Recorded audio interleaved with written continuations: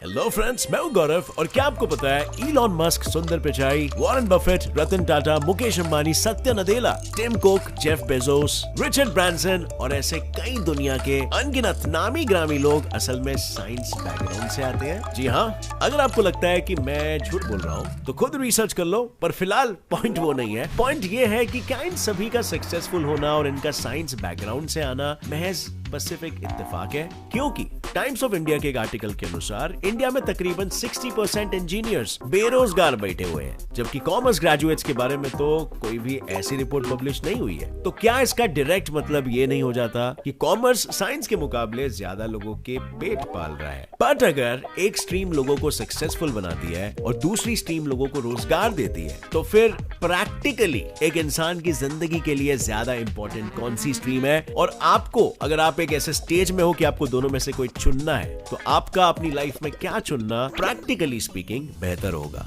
Well, इन्हीं सारे सवालों का जवाब हम आज डिस्कस करने वाले हमारे आज के इस वीडियो में, जिसका टाइटल है साइंस वर्सेस कॉमर्स।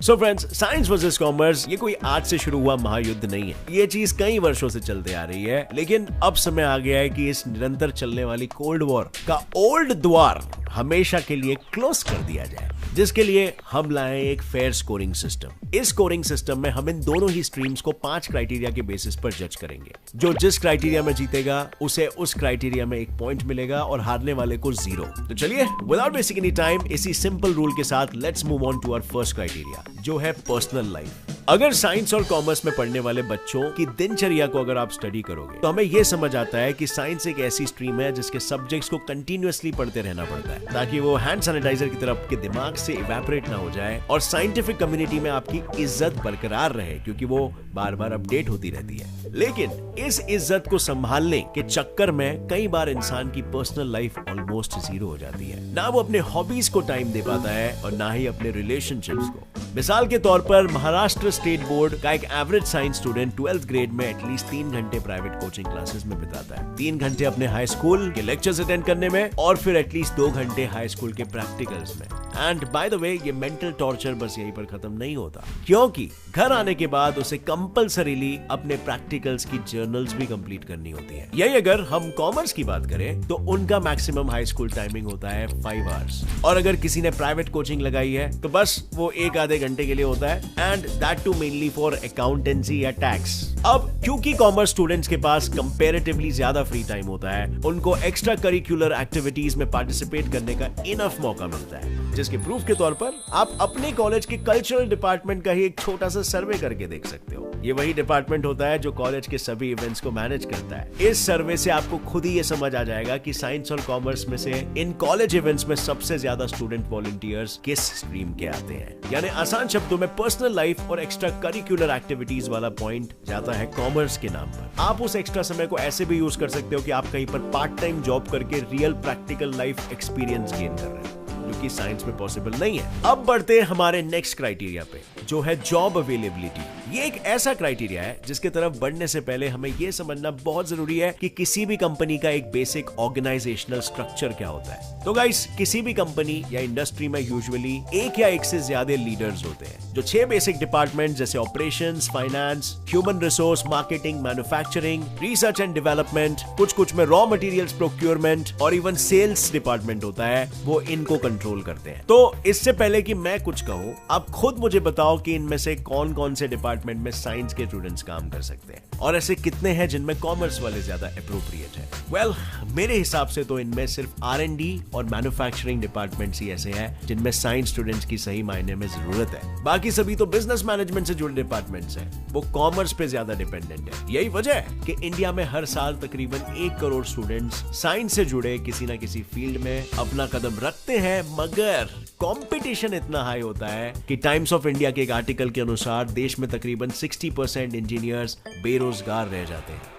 अब friends, I am sure you all must be excited for the upcoming T20 world cup. आप लोगों को तो पता ही है मुझे क्रिकेट खेलना और गेम को एनालाइज करना कितना पसंद है, और ये करते हुए मैं recently My11 circle app use करना स्टार्ट कर दिया हूँ। इसका सबसे यूनिक फीचर है ना, वो ये है कि इसमें हम लिटरली चैंपियंस जैसे कि VVS लक्ष्मण, सौरव गांगुली, अजिंक्य रहाणे, इनके साथ हेड टू हेड खेल सकते हैं। और इस T20 वर्ल्ड कप में My11 सर्कल के पास आपके लिए एक एक्साइटिंग ऑफर है।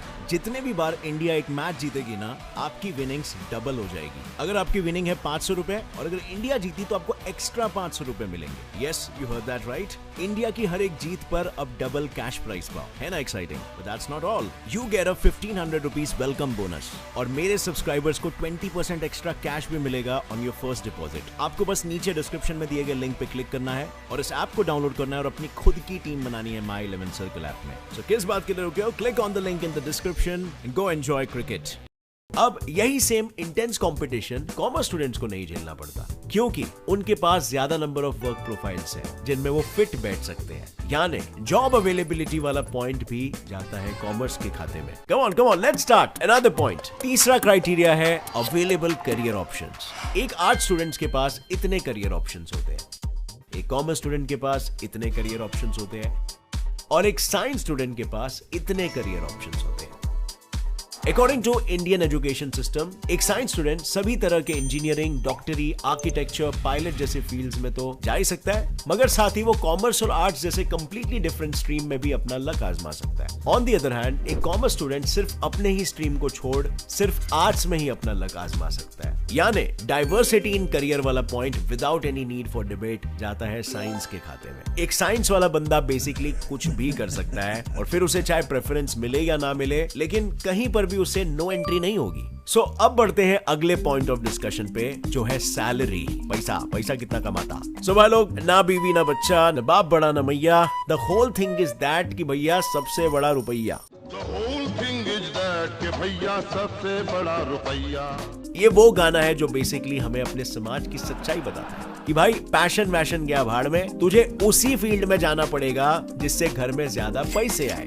ऐसा कुछ सोसाइटी का नैरेटिव सेट है, और इसीलिए सैलरी को हमारे क्राइटेरिया की लिस्ट में डालना तो बनता ही है। सो अगर सैलरी के लिहाज से देखें तो साइंस और कॉमर्स दोनों में ही एवरेज स्टार्टिंग सैलरी अराउंड 2.5 से 3 लाख पर एनम, या यूं कहूं तो 20 से 25K पर मंथ होती है। मगर साइंस के मामले में ये सैलरी आगे 70 लाख पर एनम या 5 to 6 लाख पर मंथ तक भी जा सकती है। और कॉमर्स स्ट्रीम के एम्प्लॉइज की किस्मत इतनी नहीं चमकती, क्योंकि उनकी मैक्सिमम सैलरी ज्यादा से ज्यादा 40 से 50 लाख पर एनम तक ही जा सकती है, अनलेस वो किसी कंपनी का ओनर हो या उसके टॉप पोजीशन पे काम करता हो, जैसे CEO या CTO या CFO या हेड ऑफ मार्केटिंग। अब यहाँ पर बहुत से लोग ये कह सकते हैं कि कॉमर्स के लोग बिजनेस खड़ा कर सकते हैं और करोड़ों रुपए कमा सकते हैं। तो गौरव भाई ने ऐसा कैसे कह दिया? तो यार देखो, ये पॉइंट 10 साल पहले तक वैलिड था, लेकिन अब स्टार्टअप्स का जमाना है, और प्रेजेंटली बैंगलोर के कई सारे स्टार्टअप्स जैसे मिंत्रा, फ्लिपकार्ट, ओला एक्चुअली IT स्टूडेंट्स ने शुरू किए, और इसीलिए हमने यहाँ पर सिर्फ एम्प्लॉइज का कंपैरिजन किया है, एंटरप्रेन्योर्स का नहीं, जो कि किसी भी फील्ड से हो सकते हैं। तो उस बेसिस पर हाईएस्ट सैलरी के मामले में पॉइंट स्कोर करता है साइंस। सो चलिए अब चलते हैं हमारे सबसे इंपॉर्टेंट और फाइनल क्राइटेरिया पर, जो है स्किल डेवलपमेंट। 2015 में नेशनल इनोवेशन फाउंडेशन NIF ने एक इग्नाइट 2015 नाम का कंपटीशन ऑर्गेनाइज किया था, जिसमें कई सारे साइंस की तरफ इंक्लाइंड स्टूडेंट्स ने पार्टिसिपेट किया था। जब इस कंपटीशन के रिजल्ट्स आए तो ये पता चला कि उनमें से 31 बच्चे ऐसे थे जिन्होंने अपने धांसू आइडियाज की मदद से क्यूरियोसिटी और जुगाड़ू दिमाग का इंटरेस्टिंग परिचय दिया। अब 2016 में जब ऐसा ही एक similar competition commerce high school students के लिए ऑर्गेनाइज किया गया था, तो पता चला कि उन्होंने भी नए नए आइडियाज लाए, लेकिन साइंस के ही फील्ड में। जैसे किसी ने पावर बैंक बनाया जो बॉडी की मूवमेंट से चार्ज होता है, किसी ने मस्किटो रिपेलेंट बनाया, तो किसने नेजल फिल्टर्स बनाए। तो इसकी वजह क्या है? आई थिंक इसका जवाब हमें साइंस और कॉमर्स के सिलेबस के ओवरव्यू से मिल सकता है। इन सिलेबसेस में हम ये साफ साफ देख सकते हैं कि साइंस ही सिर्फ ऐसी स्ट्रीम है जो आपको टेक्निकल नॉलेज तो देती है, पर साथ ही लॉजिकल रीजनिंग की मदद से cause and effect based rational decision कैसे लेना है, ये स्किल भी आप में डेवलप करती है, जिससे over a period of time आपका टेम्परामेंट ही ऐसा हो जाता है कि आप हर चीज को क्यूरियोसिटी की निगाहों से देखते हो और नतीजन लाइफ में प्रैक्टिकल डिसीजंस लेते हो। वहीं अगर हम कॉमर्स की बात करें तो कॉमर्स आपको आपको साइंस ने बनाए हुए प्रोडक्ट्स लार्ज स्केल पर कैसे प्रोड्यूस और मैनेज करना है। एक सक्सेसफुल बिजनेस को खड़ा करने के लिए ये स्किल सिखाता है with the help of market and marketing research, जो बेसिकली हमें ये बताता है कि रियल वर्ल्ड में चीजें कैसी चलती है। बट इस तरह की रिसर्च कंडक्ट करने के लिए चाहिए होता है क्यूरियस टेम्परामेंट, टेक्निकल स्किल्स और लोगों का माइंडसेट समझने की एबिलिटी, यानी सिंपली साइकोलॉजी का ज्ञान। और ये तीनों स्किल्स वैसे तो डेवलप होता है साइंस की पढ़ाई करके। मतलब कॉमर्स साइंस ने बनाए प्रोडक्ट्स मैनेज करने के लिए साइंस के ही स्किल्स का इस्तेमाल करता है, वो स्किल्स जो आपको साइंस स्ट्रीम में पढ़ाए जाते हैं। और इसीलिए स्किल डेवलपमेंट का भी पॉइंट जाता है साइंस के ही खाते में। सो फ्रेंड्स, सिर्फ अब तक के स्कोर्स के बेसिस पर अगर हम इन दोनों को कंपेयर करें तो ये बाजी 3-2 के मार्जिन से साइंस ने मारी है। तो अगर साइंस एक ही क्लियर कट विनर है तो जैसे कि हमने पहले डिस्कस किया था 60% इंजीनियर्स आज बेरोजगार क्यों हैं? तो गाइस, इसका जवाब है इंडियन एजुकेशन सिस्टम, जो आज भी हमें बाबा आदम के जमाने के स्किल सिखाता है और हमारे देखने के नजरिए को घोड़े की विजन की तरह एकदम नैरो रखता है, जिससे साइंस स्टूडेंट्स के पास इतने स्किल्स होने के बावजूद भी वो किसी और फील्ड में ट्राई करने के बजाय बेरोजगार बैठना ज्यादा पसंद करते हैं। और वहीं बाकी डेवलप्ड देश हमसे आगे निकल जाते हैं। स्टीव जॉब्स और बिल गेट्स असल में कॉलेज ड्रॉपआउट्स थे, फिर भी इतने सक्सेसफुल बने। क्यों? तो यार वो इसीलिए क्योंकि साइंस से ना होने के बावजूद भी उनके अंदर साइंटिफिक क्यूरियोसिटी और पैशन था, जिसके दम पर उन्होंने इतना बड़ा एम्पायर खड़ा किया। What you think each has contributed to the computer and technology industry? Well, you know, Bill built the first software company in the industry. In fact मैं अपनी बात करूं तो मैं खुद भी ओरिजिनली कॉमर्स ग्रेजुएट हूं, पर मेरे अंदर की क्यूरियोसिटी ने मुझे साइंस की तरफ पुश किया, और अगर मेरे पास वो साइंस स्ट्रीम के स्किल्स नहीं होते तो शायद मैं इस मुकाम पर नहीं होता। So well, ये एग्जाम्पल्स हमें शायद यही सिखाते हैं कि किसी भी काम में सक्सेसफुल होने के लिए आपको वही traditional 11th 12th graduation, post graduation और पीएचडी की जरूरत नहीं होती, बस क्यूरियोसिटी, पैशन और डेडिकेशन की जरूरत होती है। इनफैक्ट सच कहूं तो हम बंदरों से इंसान में इवॉल्व ही साइंस और क्यूरियोसिटी की वजह से हुए हैं, जिसके बारे में अगर आपको डिटेल में जानना है तो ऊपर आई बटन पर क्लिक करके हमारा ये वीडियो देख सकते हो। सो फ्रेंड्स, मेरे हिसाब से इन सबको समराइज करने के लिए साइंस कोई स्ट्रीम नहीं है, वो एक नजरिया है जो अगर आप कॉमर्स या आर्ट स्ट्रीम से बिलोंग करते हो तब भी आप में होना चाहिए, ताकि आप अपने रिस्पेक्टिव फील्ड में तहलका मचा सको। Science is all about what works and works like crazy. So आपका क्या ख्याल है इस बात पर? अगर आपको इस वीडियो से कुछ भी नया सीखने मिला तो एक लाइक जरूर ठोकना, और हाँ फ्रेंड्स, T20 को और भी इंटरेस्टिंग बनाने के लिए My 11 सर्कल ऐप डाउनलोड करना मत भूलना, link is in the description. इस गेम में वित्तीय जोखिम की संभावना शामिल है और इसकी लत लग सकती है। कृपया जिम्मेदारी से और अपने जोखिम पर खेलें। और friends, get set fly fact channel को भी सब्सक्राइब कर लो और बेल नोटिफिकेशन दबा लो, ताकि आगे आने वाली हमारी कोई भी वीडियो की अपडेट आप मिस ना कर सको। With all that said, as always, stay curious, keep learning and keep growing. जय हिंद।